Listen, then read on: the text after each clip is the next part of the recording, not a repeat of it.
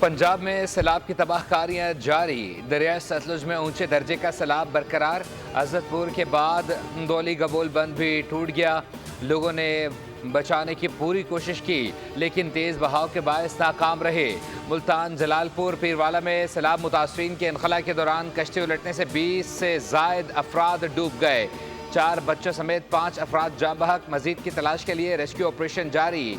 Head गंडा सिंह वाला पर पानी का बहाव 3,53,825 क्यूसिक रिकॉर्ड।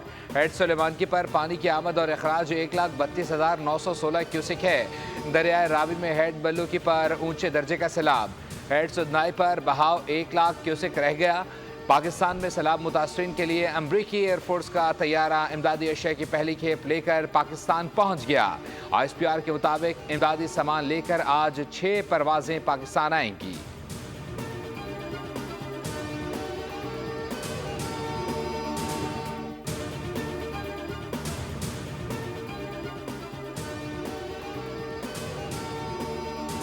राजस्थान पर मौजूद हवा का कम दबाव मजीद ताकतवर होकर सिंध में दाखिल। कराची में आज शाम से 11 सितंबर तक गरज चमक के साथ बारिश का इम्कान है।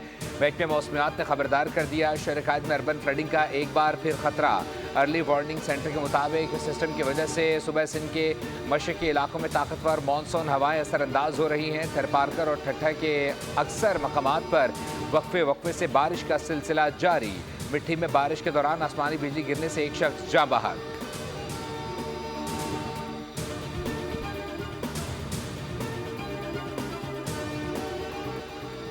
पाकिस्तान में तूफानी बारिशों, सैलाब और लैंडस्लाइडिंग से जाँ बहक अफराद की तादाद 907 हो गई। हादसात में 1044 अफराद जख्मी हुए। NDMA के मुताबिक खैबर पख्तूनख्वा में 502, पंजाब में 223, सिंध में 58 और बलूचिस्तान में 26 अफराद जाँ बहक हुए। NDMA के मुताबिक बारिशों और सैलाब के बायस अब तक 7,884 मकानात को नुकसान पहुंचा। 6,180 मवेशी हलाक हुए।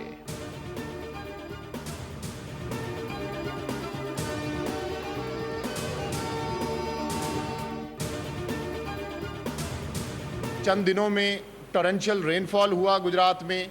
उसके अलावा जो अपर साइड है गुजरात की और कश्मीर की, उसमें बारिशों के पेश नज़र गुजरात में मल्टीपल जो नाले हैं, जिनमें ख़ास तौर पे नाला भिम्बर और ऊपर जो कोटला अरब अली ख़ान, मेसम और माजरा का इलाका है, वहाँ से पानी इन छोटे बड़े नालों के थ्रू गुजरात की तरफ ग्रेडियंट की वजह से आया और 4 पॉइंट्स मुख्तलिफ पॉइंट्स पे ये मेन नाला वो ब्रीच हुए। नालों में शगाफ डालने के